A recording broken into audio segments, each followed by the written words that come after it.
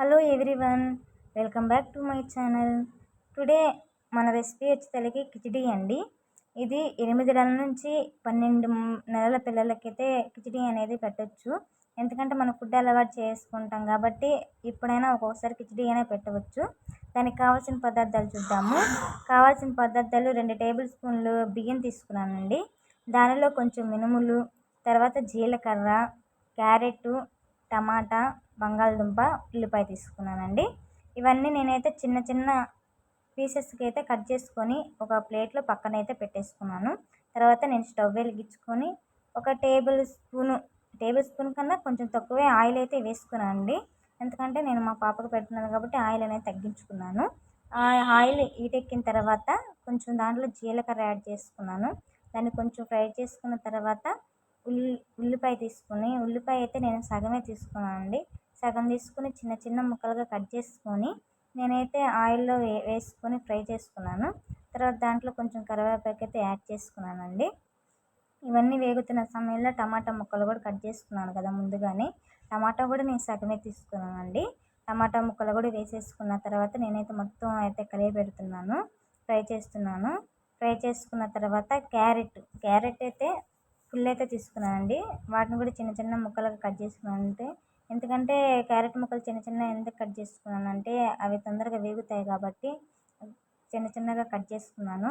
ఇవి అన్నీ వేసుకున్న తర్వాత చివరిగా బంగాళదుంప కూడా నేనైతే ఫుల్ అయితే వేయలేదండి. బంగాళదుంప కూడా హాఫే వేసాను. హాఫ్ వేసుకొని ఇవన్నిటిని నేనైతే ఫ్రై చేసుకున్నాను. ఫ్రై చేసుకున్న తర్వాత ఒక 15 నిమిషాలు ఫ్రై చేసుకొని కొంచెం మినుములైతే యాడ్ చేసుకున్నాను. దాంట్లో యాడ్ చేసుకున్న తర్వాత నేనైతే మొత్తం తిప్పేసుకున్న తర్వాత ఒక టీ గ్లాస్తో 4 టీ గ్లాసులు వాటర్ అయితే యాడ్ చేసుకోవాలండి. ఎందుకంటే అవన్నీ మొత్తం ఉడికిపోవాలి కాబట్టి, బంగాళదుంప, క్యారెట్ అవన్నీ ఉడికించుకోవాలి కాబట్టి 4 గ్లాసులు అయితే వాటర్ పోసుకున్నాను. తర్వాత మూత పెట్టేసిన తర్వాత ఆ వాటర్ తెరులుతుంది అనగానే నేనైతే బియ్యం అయితే వేసానండి.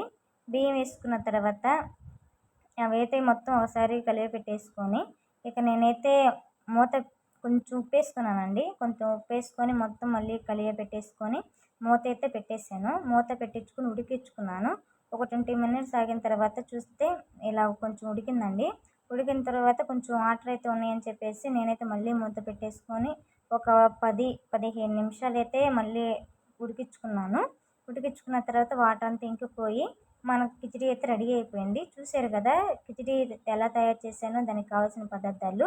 ఫస్ట్ టైం కాబట్టి మా పాప తింటుందో లేదని నేనైతే కొంచెం పెట్టేశానండి. తనకి తీయగా అనిపించింది. క్యారెట్, టమాటా, పొటాటో వేసాం కాబట్టి తనకి తీయగా అనిపించేసరికి తనకైతే నచ్చిందని అనుకున్నాను. తనైతే తిందండి.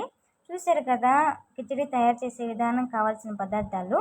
మీరు తయారు చేసి పిల్లలకు పెట్టండి, ఎందుకంటే మంచిది కాబట్టి. మనం ఇంట్లో ఎంత కష్టపడి తయారు చేసుకుని పిల్లలకు పెట్టుకుంటామో అది ప్రతిదీ హెల్తీగా ఉంటుందండి. చూసారు కదా, నా ఛానల్ సబ్స్క్రైబ్ చేసుకోండి, ఎందుకంటే చాలా మరిన్ని వీడియోస్ ఉంటాయి కాబట్టి. Thank you for watching. Love you all. Please subscribe చేసుకోండి, షేర్ చేయండి. ఇది ప్రతి ఇంట్లో